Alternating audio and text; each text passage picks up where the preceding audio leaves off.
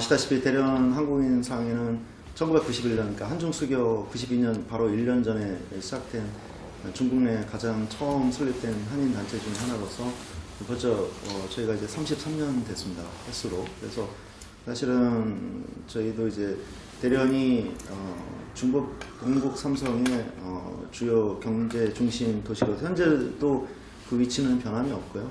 그래서 이제 그 66개 전체 우리 중국 총 그 한인 사회 중에 대련이 단결과 화합을 모토로 해서 지금도 그 정신을 잘 이어받고 계승하고 있습니다. 그랬던 부분이 그에 맞춰서 우리 한인들도 최대 한 35,000명까지 많았을 때는 대기업들, 또 대련은 아무래도 이제 한국과 지리적으로 좀 가까운 측면이 있어서 중소기업들, 특히 이제 복장, 의류 이런 곳을 중심으로 해서 교민사회가 이제 시작이 됐고요.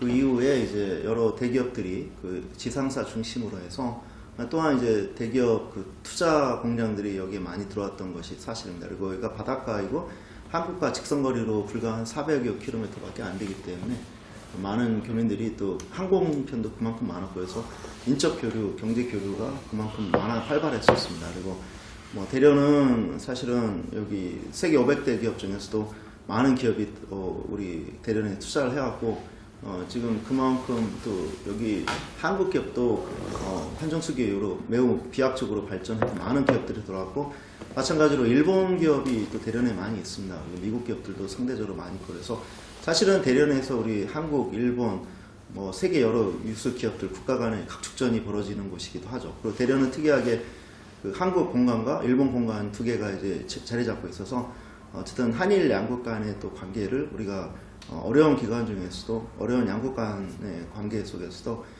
저희 한인회는 일본 상공회하고도 우호적인 관계를 맺기 위해서 지금까지 계속 노력을 해왔습니다.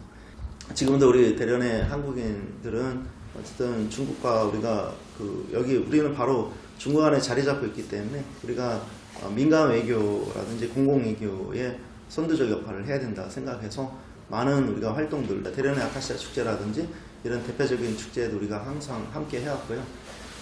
청소년 오케스트라로 해서 대련의 또 자랑 중에 하나가 이제 대련 청소년 오케스트라인데 벌써 17년 역사를 갖고 있고 지난 2018년 9월 30일에는 국회에서 저희가 연주회도 했던 그런 좋은 또 역사와 그런 경험도 있습니다. 그래서 이런 청소년 오케스트라가 한국의 아이뿐만 아니라 7개 국가의 아이들이 모여서 매주 토요일마다 연습을 해서 정규 연주라든지 통일 음악회를 해서 우리 교민사회뿐만 아니라 중국인들에게 또 많은 또 감동을 선사하고 있고요.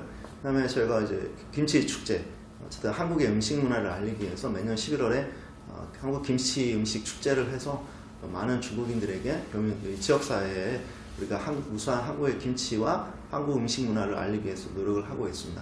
또한 연말에는 저희가 한중 5호의 밤이라고 해서 서로 이제 대련 내에 중국인 사회와 한국인 사회가 같이 어우러져 가지고 어쨌든 한 해의 대미를 잘 장식하는 축제도 갖고 있습니다. 그래서 여기 대련 안에 우리 공간도 있고 또 하나 자랑거리가 대련 한국국제학교입니다. 그래서 2004년에 이제 설립된 우리 대련 한국국제학교가 벌써 23년째 졸업생을 만들어냈고요. 예, 그래서 상당히 우리한테 올해가 20년째입니다. 올해 20년째에 졸업생도 만들어냈고 이런 벌써 그 동국삼성의 한국국제학교가 대련, 심양, 연길 3개가 있는데 이 중에서 대련 한국국제학교가 가장 어쨌든 양질의 그런 교육환경, 그다음에 우리가 자가 건물, 어쨌든 이런 부분들이 있어서 우리 교민사회의 큰 자랑입니다. 그리고 대한민국 학생들이 이 땅에서 중국 문화를 존중하면서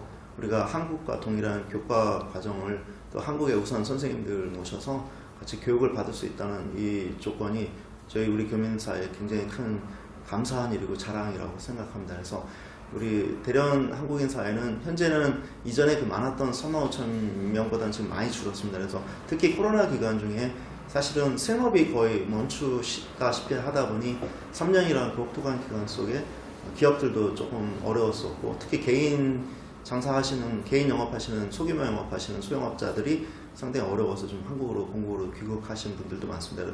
대련의 여러 학교에 유수한 학교에 우리 대학생들이 한국의 대학생들이 와서 어쨌든 중국어를 배우고 중국 문화를 알기 위해서 노력을 하고 있습니다. 그래서 어쨌든 이 젊은이들이 또 우리 한국의 학교의 우리 청소년들이 향후 우리 또 미래 세대의 주인공이기 때문에 저는 우리 한국 유학생들이 한국에서 중국으로 공부 오는 것은 어쨌든 미래 세대를 위해서 또한 지금 비록 한중 양국 관계가 뭐 어쨌든 정치적으로 또 경제적으로 조금 좀 약간 어려운 관계에 있지만 우리 유학생들을 볼 때 다시 한번 자긍심을 느끼고 이런 학생들이 나중에 우리 미래 세대의 주인공이 돼서 한중 양국 간에 또 공공외교 또 서로 가교 역할을 충분히 할 수 있을 거라 저는 생각합니다. 그래서 2008년 북경 올림픽 이후로 어쨌든 여기도 급격한 임금 상승 또 현재 중국도 그 GDP 기준으로 12,500불 정도 작년에 2023년에 달성했습니다. 그래서 이미도 이제 중국은 단순히 노동력만 보고 올 국가는 아니고 사실은 이제 중국도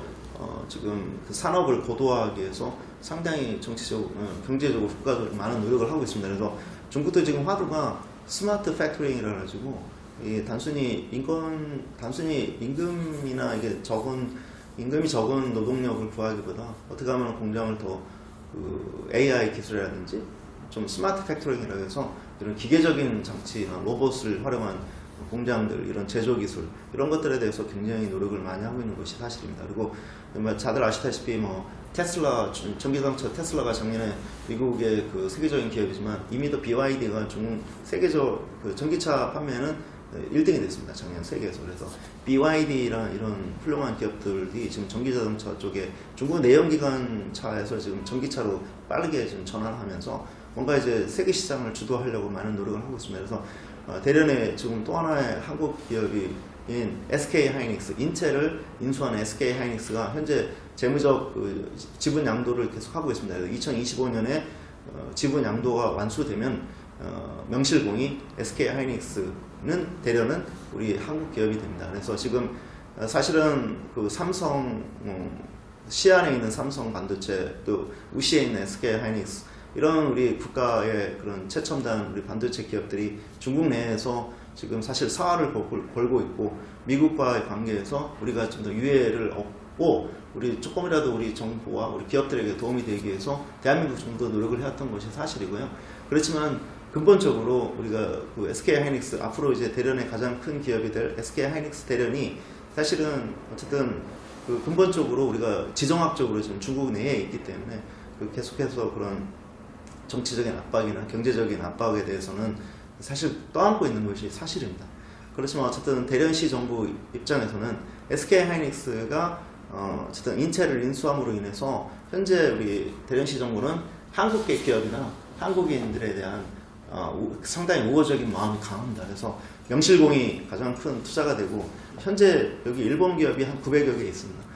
모든 그 일본 기업 합친 것보다도 SK 하이닉스 투자 금액이 더 많습니다. 그래서 저는 장기적으로는 좋은 투자라고 생각합니다. 그러나 단기적으로는 어쨌든 미중 무역 분쟁이 사실 영향을 주고 있는 것이 사실이고 다시 말씀드리면 대련시 정부에서 현재는 사실은 지금 뭐 언론이나 여러 보도 매체를 통해서 여러분 아시다시피 지금 사실은 탈중국, 탈홍콩 어쨌든 여기 여러 가지 법률이나 규정이 좀 강화되는 측면이 있다 보니 사실은 특히 상해 같은 곳, 샹하이 같은 것도 지금 외국인이 상당히 이탈을 많이 하고 있어서 여러분 다 아시다시피 실제로 지금 중국 부동산 가격이 그 대도시를 중심으로 30% 정도 이상 지금 내려가고 있음에도 불구하고 그러나 중국은 저는 믿는 것이 중국은 중국만의 길이 있다.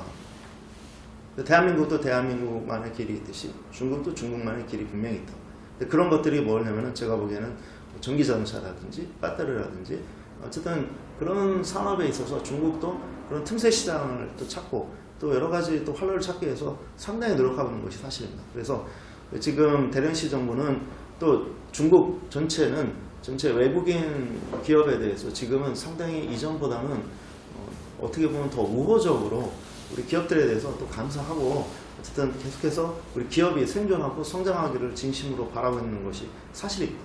그래서 우리도 거기에 발맞춰서 브랜드 파워가 이제 점점 약해지고 있는 것이 사실인데 특히 이제 화장품이라든지 그런 미용용품, 그런 소비제품 지금 중국은 그 기술 격차라든지 중국의 그 브랜드 파워 자체 중국 내수의 자체 브랜드 파워가 계속 올라가고 있기 때문에 여기서 한국의 우리 제품들의 입지가 사실 작아졌던 것이 사실입니다. 그래서 사실은 이전에는 사실은 한국에 대한 직접적인 영향을 줬거든요, 우선적으로. 그러나 최근에는 일본 제품조차도 그런 브랜드 파워가 이전에 비해서 중국 브랜드 파워가 스스로 많이 올라왔기 때문에 중국 내수 브랜드들 차들 보면 상당히 좀 잘 만들었습니다. 근데 이제 그게 내구성이라든지 그런 부분에 있어서는 약간 뭐 의문은 들 수 있겠지만, 그래도는 차량 가격이라든지 이런 것들이 봤을 때 중국 소비자들에게는 분명히 어필하고 있거든요. 그래서 그런 부분에 있어서 우리 한국 기업들이 그러면 앞으로 중국 내수 시장을 어떻게 바라봐야 될 것인가. 사실은 그런 측면에서 지금도 우리 뭐 좀 젊은 사람들을 위주로 해서 한국의 유수한 제품들을 수입을 해서 중국 내 판매하기 위해서 많은 노력을 하고 있습니다. 그리고 실제로 현재 그 대련시 정부뿐만 아니라 중국 그 정부도 한국에서 좀 유수한 제품들이 좀 계속 수입되기를 바라는 것이 사실입니다. 그러나 어쨌든 그 내수 시장이, 중국 내수 시장이 뭐 14억, 인구는 지금 뭐 인도에 추월당하긴 했지만 이 거대한 시장에 대해서 어쨌든 우리가 그 계속 그 바라보고 그다음에 우리가 이 시장에 대해서 계속 노력을 해야 되는 것은 그건 당연한 사실입니다. 그래서 우리가 또 한국과 중국 사이에서 민관 외교의 또 선봉장 역할을 저는 한다고 생각합니다. 그래서 앞으로도 우리 대련 한국인상회는 우리 한국 공관, 그 다음에 대련 한국국제학교, 대련 청소년 오케스트라, 그 다음에 안중근 찾기 정신찾기 운동본부, 그 다음에 민주평통, 그 다음에 투자기업협의회, 섬유본부, 섬유협의회, 물류협의회, 조선기자재협의회, 관리자본부협의회, 이런 단체들과 계속해서 우리는 호흡을 같이 할 거고요. 최근 몇 년간 우리가 또 동전의 희망이라고 해서 그 대표적인 CSR, 그러니까 좀 사회적 그 봉사활동을 우리가 하고 있습니다. 그래서 한인사회가 1년에 적어도 한 15만이나, 그러니까 한 3천만 원 가까이 우리가 기부도 하고, 갑작스러운 어려운 학생들이나 좀 불우한 이웃을 우리가 돕고, 그래서 우리가 이웃사랑을 실천을 더 하고 있고 앞으로도 열심히 해갈 생각입니다. 마지막으로는 어쨌든 우리는 중국 안에 살고 있고 우리가 같은 민족이지, 한민족으로서 우리 조선족 동포사회와 우리의 유대감은 아무리 강조를 해도 지나치지 않습니다. 그러나 이분들은 어쨌든 국적이 한국이 아니라 중국인 것을 우리가 기억하고 존중을 하면서 양국 간의 우리가 차이를 우리가 존중하면서 우리가 이제 같은, 어쨌든 역사적으로는 같은 우리 한민족이기 때문에 우리가 이 땅에 있는, 대련 땅에 있는 7만여 우리 조선족 동포사회와 우리 한국인 사회가 깊은 유대감을 가지면서 같이 이렇게 활동하는 것은 너무나도 중요한 일입니다. 그래서 저도 그 부분에 있어서 굉장히 노력을 많이 했고요. 그래서 대련에는 조선족 기업가 협의회가 가장 큰 조선족 동포사회 조직이고요. 그 다음에 월드옥타라고 해서 여기도 대련 지회가 경제인 단체 조직이 잘 되어 있습니다. 그래서 저는 그분들과 계속 긴밀하게 또 활동도 많이 하고 서로 상호 간의 어쨌든 역할이나 지원도 많이 하고 있습니다. 그 외에도 뭐 일본 상공회라든지 미국 상공회, 이런 저는 그런 해외 단체들하고 저는 계속해서 그 친밀감을 가지면서 서로 유대감을 가지면서 같이 교류 활동을 해왔습니다. 그리고 앞으로도 그렇게 할 거고요.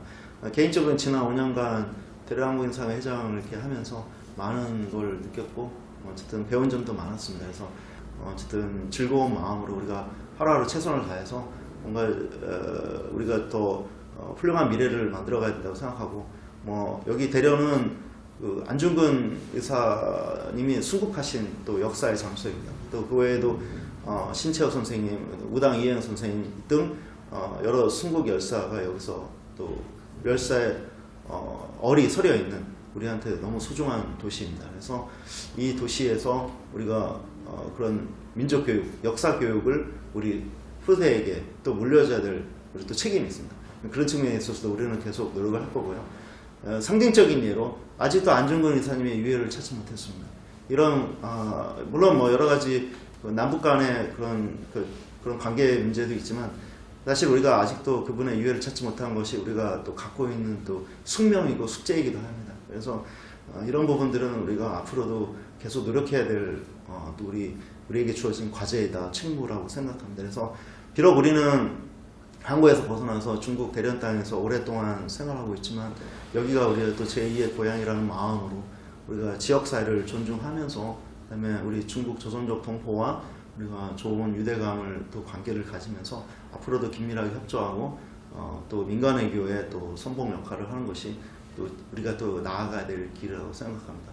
끝으로 우리 대한민국을 위해서 또 우리 각 기업을 위해서 개인을 위해서 우리가 정말로 협심하고 합심해서 지혜를 모으고 같이 이렇게 단합해서 단결해서 같이 이제 미래를 향해서 나아가는 것은 대련 한국인 사회가 가지고 있는 또 나아가야 될 가장 소중한 또 우리의 방향이고 우리의 역사적 책임이라고 생각합니다. 고맙습니다.